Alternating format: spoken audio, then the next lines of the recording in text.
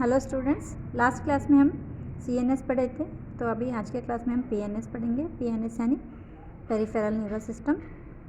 So the peripheral neural system includes the cranial nerve and spinal nerve.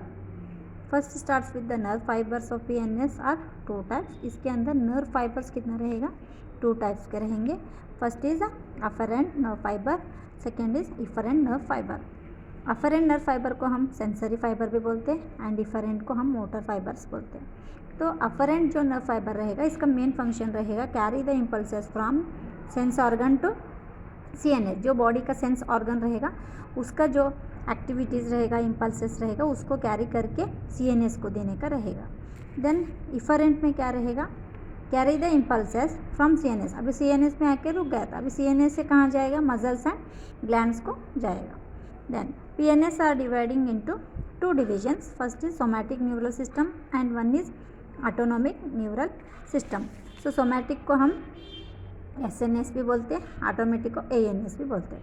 So somatic nerve system का जो main function रहेगा, release the impulses from the CNS to the skeletal muscle.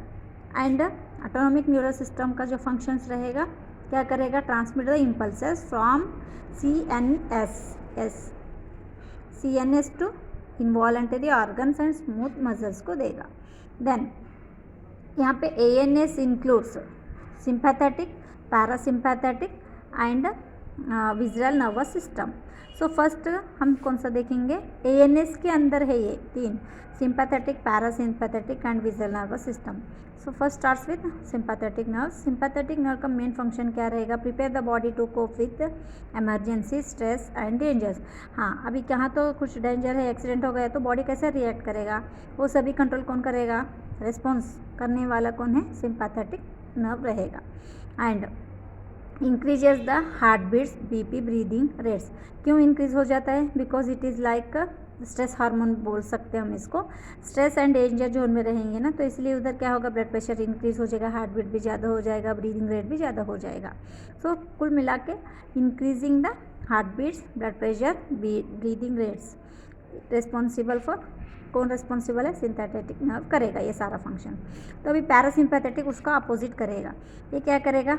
Returns the body to a resting state after stressful situations and downs the heart beats and lower BP। तो यहाँ पे sympathetic क्या कर रहा था? Emergency, in cases of some emergencies, stress, danger zone में है तो बॉडी में क्या होता था? हार्ट बीट ज़्यादा बढ़ेगा, ब्लड प्रेशर बढ़ेगा, तो ब्रीदिंग रेट्स भी ज़्यादा बढ़ गया था। सो बाद में नॉर्मल कौन करेंगे? पैरासिम्पैथेटिक नर्व करेगा। इसीलिए इसका मेन फंक्शन क्या रहेगा? It giving the return the body to a resting stage after stressful situations and return होने के बाद क्या होगा? लो BP कंट्रोल में आ जाएगा एंड हार्ट बीट्स भी डाउन हो जाएगा यहाँ पे। And visceral nervous system VNS, ये क्या है? It is also one part of CNS रहेगा। इसके अंदर क्या क्या रहेगा?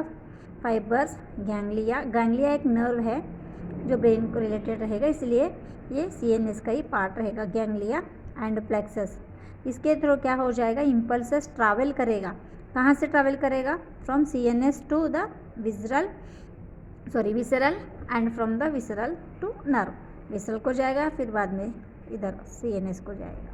तो this is about complete peripheral neural system.